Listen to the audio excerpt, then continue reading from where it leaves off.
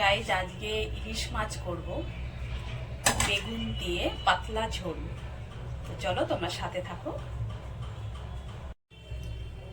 Guys দিয়ে দিলাম আগে সর্ষের তেল। দেখো ইলিশ মাছ কিন্তু সবসময় সর্ষের তেল দিয়ে ভালো লাগে। আর মাছগুলো আগে ভেজে নেব, যেহেতু ছোট ইলিশ তো দেখবে এগুলো একটু ঝোলই ভালো লাগে। এগুলো অত মশলা দিয়ে করলে অতটা ভালো লাগে না, টেস্ট হয়, এই ইলিশেরও টেস্ট হয়।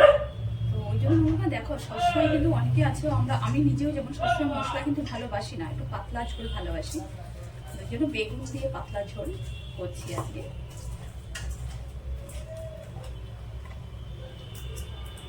বেগুন দিয়ে কাঁচকলা দিয়ে ঝোল করলেও ভালো লাগে।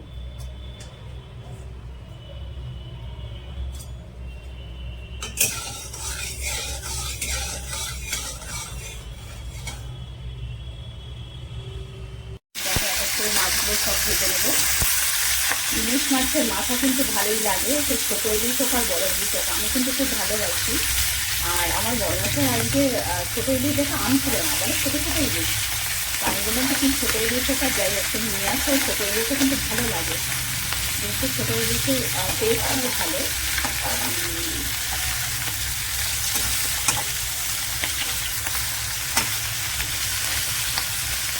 তো এটা খুব বেশি কড়া করবো না, খুব বেশি কড়া করে ভাজলে মাছের টেস্ট কমে যায়।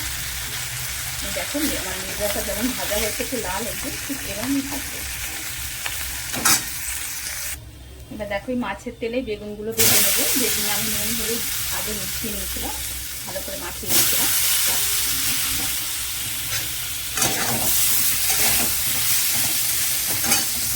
এবার দেখো বেগুনগুলো ভাজা হয়ে গেছে, এবার বেগুনগুলো তুলে। তো আমি ওই তেল দিয়ে দিলাম দেখো আর কিছুটা। এবার দিয়ে দেবো রাঁধুনি ফোড়ন, আর দেবো কাঁচা লঙ্কা,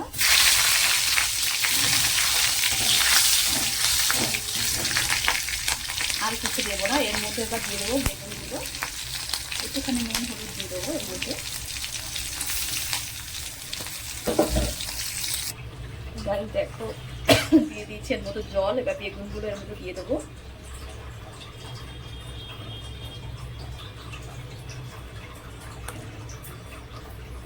আর যখন ঝোলটা ফুটে উঠবে তখন দেবো মাছগুলো। তো গাড়ি দেখো ঝোলটা ফুটে উঠেছে, এবার দিয়ে দেবো মাছগুলো।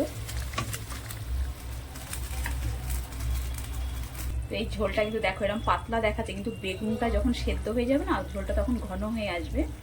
আর এরকম পাতলা ঝোল কিন্তু কে ভালোবাসো জানা। দেখো বেগুনগুলো কিন্তু পুরো একদম, দেখেছো বেগুনগুলো একদম গলে গেছে।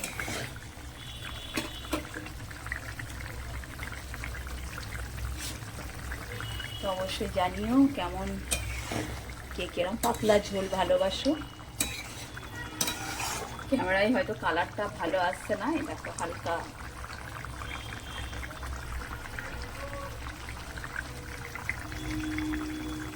তো আবার পরের ভিডিওয়ে দেখা হবে।